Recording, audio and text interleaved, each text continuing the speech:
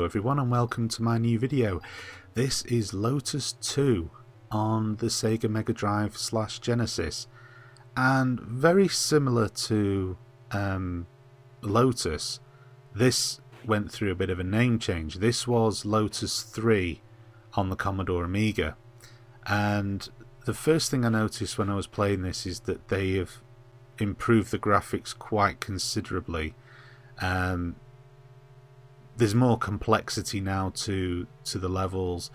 There's more detail on the track as well. I quite like this. It's a kind of a bizarre effect it has in the desert. It kind of has this weird alternating overlay over on the road to sort of simulate a track going through the desert, but it works quite well. I quite like it. I think it's pretty good. It does make it look a lot more prettier than the previous game. It's nice to see that they were able to put some more detail into this without sacrificing anything in the way of frame rates. Quite similar to Lotus 2. It plays very, very similar to it. They are similar games, but this one has a considerable amount more variety. And as I say, it's a prettier game to look at.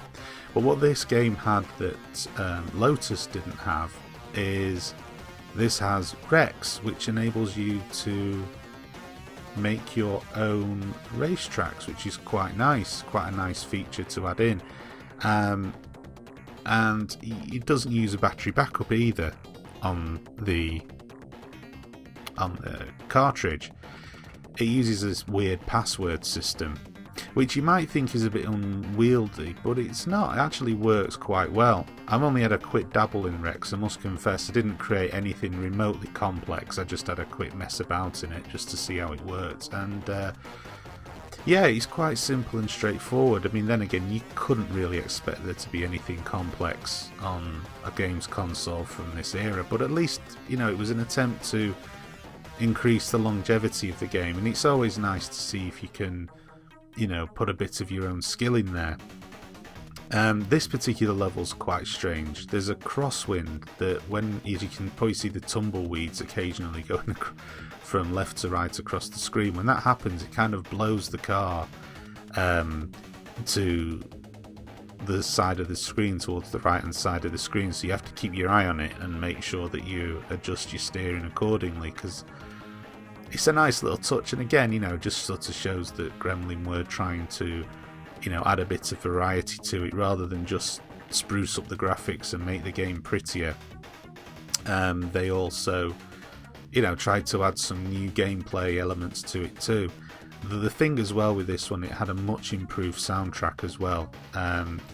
You know, it's not like licensed music like you get in games today, but it did sound better. They improved the sound effects, and they also improved the soundtrack as well. So the one thing I would say about Lotus was it tended to be a bit of an assault on the eardrums at times, but thankfully they improved it in this one.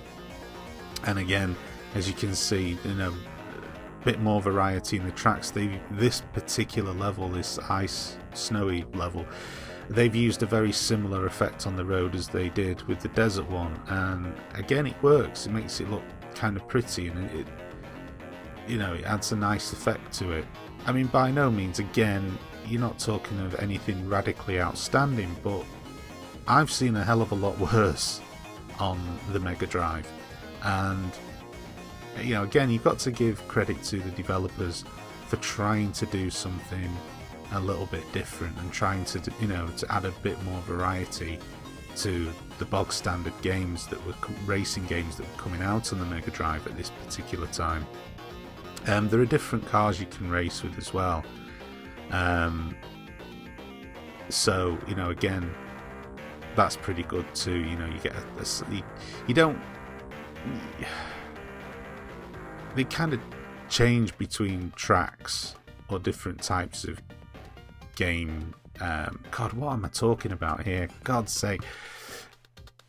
You can choose sort of different cars, or you can put different cars are allocated for different tracks, if that makes any sense whatsoever, which it probably doesn't, and I'm probably wrong anyway, but I don't care.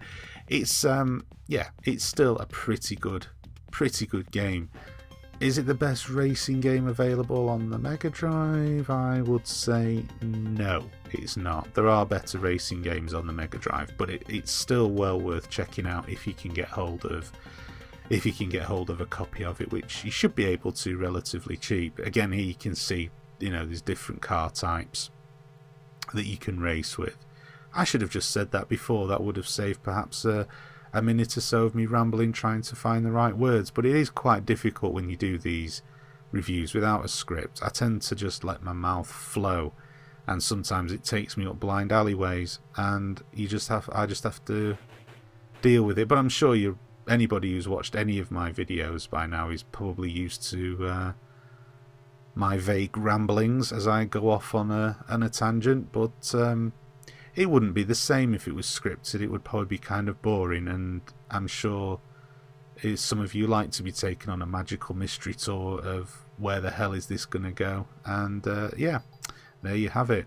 And this particular track is a weird one. This is some kind of futuristic track. And with this as well, you have... Oh, that's what I forgot to say. You actually have fuel considerations as well. So you can put in to do pit stops. Which is kind of important if you want to finish the race, but yeah, you can just pull into a pit stop, which is kind of weird, because you don't actually go off the track. When the screen starts flashing pit, if you pull over to the side of the screen where the arrow is pointing and stop the car, then you'll automatically refuel.